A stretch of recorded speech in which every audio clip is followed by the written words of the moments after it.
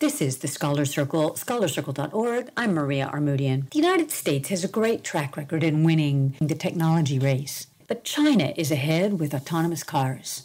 What explains this shift, and what role might government policy and priority have? Doug Becker explores. I'm Doug Becker. The United States has great pride in its history as a technology leader globally. But in the race for the autonomous car, China appears to be winning. We explore the status of this race, the value of autonomous vehicles, and some of the reasons why China might be beating the United States to develop this technology, and what the US might do to close the gap. We speak with Philip Wilcox. He's recently written and published the book, The Future is Autonomous: The US and China Race to Develop the Driverless Car. Dr. Wilcox, thanks for joining us. First of all, what ultimately is the motivation behind developing autonomous vehicles? Well, I guess the motivation for me will be what really got me interested in the field was an accident back in 2012 in which I had a really bad fall. And this left me with, among other injuries, legal blindness. So I cannot see at all out of my left eye. And I have vision problems out of my right eye, somewhat tunnel vision. So because of this, I cannot own a vehicle, or I can own it, but I can't drive it because I can't have a driver's license. So that is something that me and millions of other blind and disabled people have to suffer with. The problem is for the ADA, which is going back, I think, on 40 years now of being in service, that it's a really great law was passed. But I think that one of the big problems is why a lot of the people in the blind disabled community have, lower wages, lower opportunities for education, things like that, is the transportation. And so I think that the autonomous cars or self-driving cars, whatever you want to call it, will offer a lot of opportunity in that regard. So that's from my perspective. From the world's perspective, the US perspective would be, a lot of it is maybe boils down to safety. As you can see, there's over 35,000 deaths per year in the US alone due to traffic accidents, and 1.35 million worldwide every year are killed, and numerous other people are injured as well, beyond just deaths. So when you talk to any company in both the China and the US, they say the number one concern is safety. Yeah, no, one group that has advocated for more self-driving vehicles is the Mothers Against Drunk Driving, and the emphasis in particular on the challenge of ensuring that drunk drivers are off the road. That their advocacy for Uber certainly has been motivated by that, and the self-driving car could even take that one step further. Do you think self-driving cars are safer than people driving themselves? Well, for one thing, I have to say that right now, depending on where you live, you might have seen cars driving around with no one behind the wheel, or someone who is behind the wheel but is not actively monitoring the vehicle, doesn't have their hands on the steering wheel. But those vehicles are test vehicles. They're operating in a lot of cases in areas like San Francisco, Arizona, Pittsburgh, some parts of DC, places like that. And right now, I'd say no, but it all depends on what vehicle you're talking about as well. Because the trucking has actually been picking up a lot of steam recently, autonomous trucks. People think that that's really frightening if you see a truck driving by with no one operating it. But in some cases, the technology is easier that way, because if there's a situation in which a human driver is in front, is followed closely by the driver with the truck with no driver, then the technology is pretty simple, assuming that it's close enough where no one can jump in and out or anything, but in that sense. So in that sense, technology is a little bit easier to manage. And you're also on highways, open highways, so there's less craziness. Like if you're in LA, downtown LA, trying to get anywhere, then there'll be lots of chaos going around. So there's people, there's cars, there's whatever the case may be. So I think right now there's a lot of testing going on, and it's the possibility, or not the possibility, the potential is just enormous to reduce the life. But the question you go back to is how safe is safe enough, and that's something that is very difficult to answer because what are the benchmarks, like what are the standards that you need to reach that point, because we don't have that right now, and that's something that'd be a problem for the industry. And one of the things that struck me about the book and about this race for autonomous cars is how it appears as though China is ahead of the US. But when it comes to technology, the US typically has seen as having some structural advantages. The vast majority of patents that are filed in G7 countries, the group of 7 developed countries, and in particular in the United States. And the comparisons between patents in the US and China are really quite vast. What is it about this campaign that seems to be allowing China to try to make up for some of the structural disadvantages they have in the race for technology? Well, I'd say one thing is that the difference between China and the US is not as fast as you point out, given that recently China actually surpassed the US in terms of patents filed for science and technology as of the last year, and I'm sure it's continued till this year as well. So that is something that's it's interesting to follow. I would say actually that China is not necessarily beating the US in this race.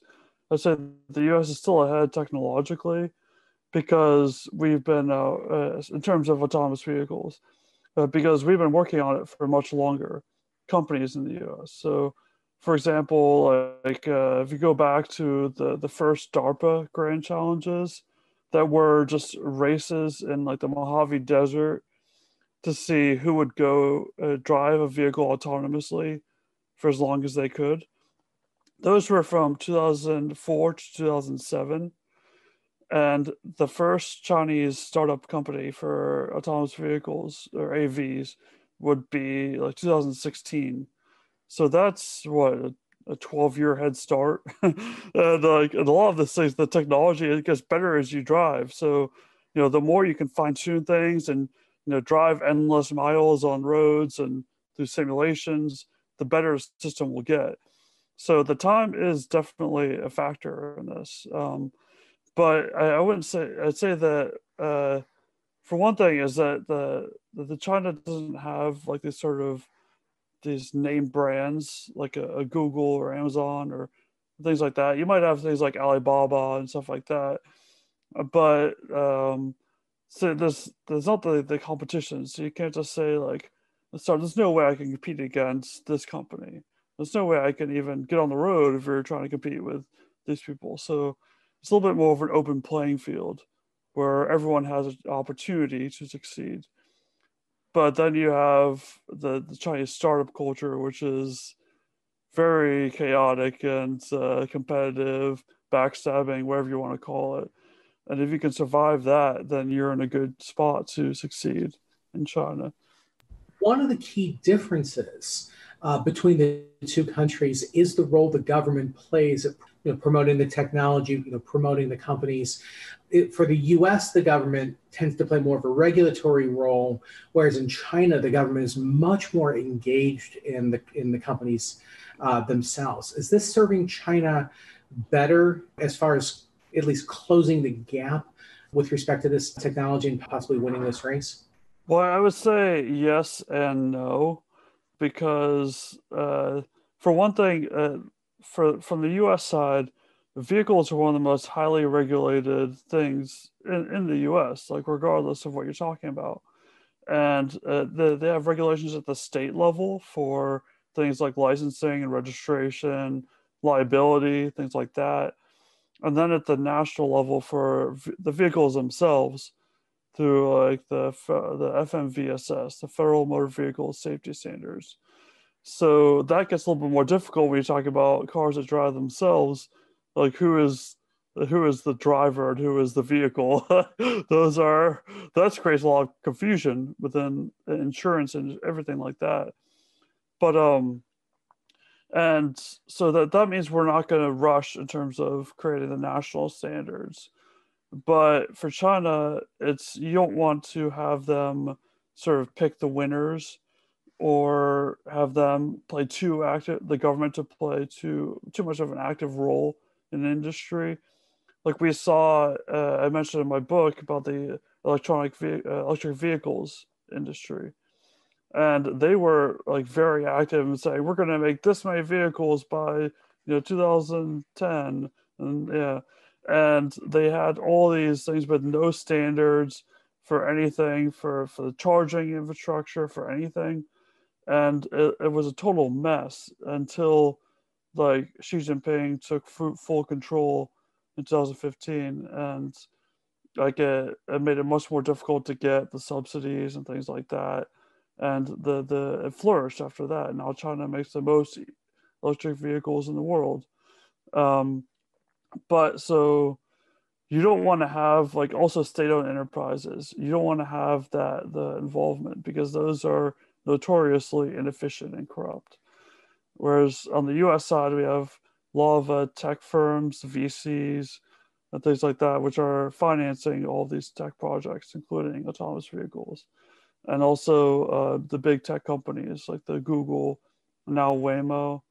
Amazon bought Zoox, which is a self-driving car company, and Apple is getting into the act as well. But knowing Apple, we have no idea what they're doing at this point. So Apple's super secretive. That I mean, they'll come up with something in a few years, it'll be ready to go, and no one has heard about it until then. So who knows what's going to happen with that? It all depends, really, whether you want the government to be actively supporting an industry like autonomous vehicles or to take a back seat. I think the U.S. is in a sort of it's a sort of touch and go because we don't want to be overly regulated, where the vehicles can't even get on the road even for testing. But you don't want to be no regulation at all, where the companies can't effectively market their product and to consumers, commercialize it. You're listening to Scholar Circle. I'm Doug Becker. We're discussing the race for autonomous vehicles between China and the US with Phil Wilcox. So now you said you don't want the government necessarily picking winners and losers, but we're at a specific point in the relationship between the government and big tech, where the US government seems to be prepared to regulate big tech and is much more antagonistic towards big tech than it had been previously. That might be a partisan issue in the US, but there certainly seems to be some echoes coming out of Washington about this desire to regulate big tech. Could that have an impact on the race for this technology? Well, I'm not really sure about that because there's a little bit of two different sides. So for the regulating or controlling the big tech would be sort of the social media networks like the Facebook, Twitter, stuff like that, which are really going under a lot of attack from Congress. Whereas you could say that these vehicles would be big tech because they're essentially computers on wheels. They are very complicated technology, and some of them are produced by tech companies. So you could definitely make the argument that they are the big tech, but I don't know if they would fall directly into that category.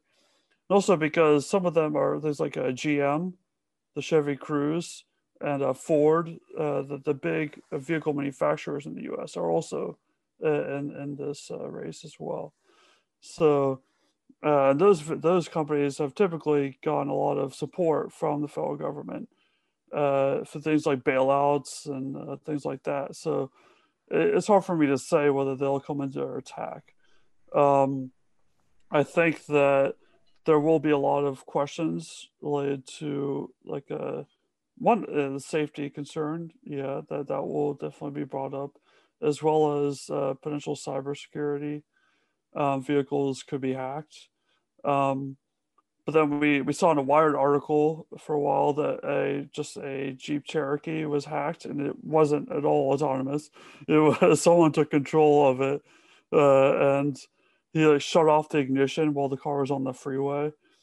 So the car just stopped, but then was able to pick back up again when we restarted it. So it's not necessarily limited to these self-driving cars, but it's something that I think that the industry really needs to get a handle on this, because it's a legitimate concern, and I think the industry needs to have a policy and say, look, we're going to work together on this, so there's no problems. We have the best people in the world making these programs as safe as possible, things like that.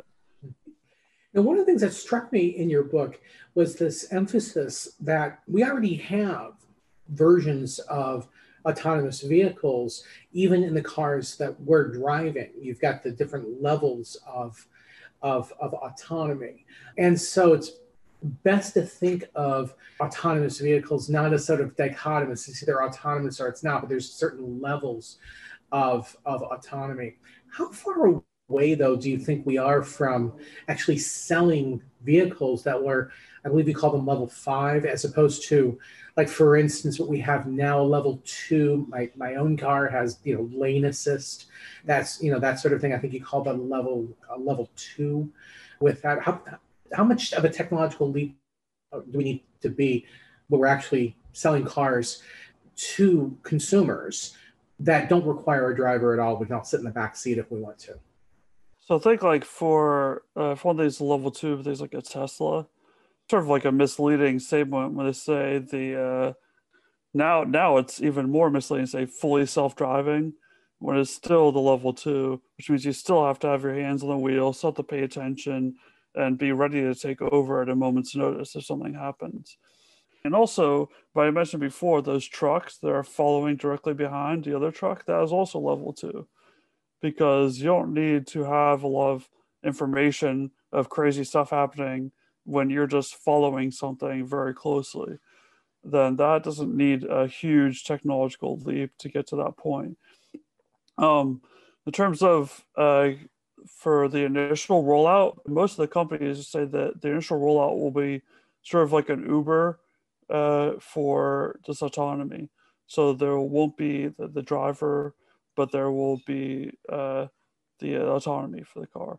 So that is the initial rollout, is being actually already underway in Arizona and Phoenix and the surrounding suburbs by Waymo for Waymo 1.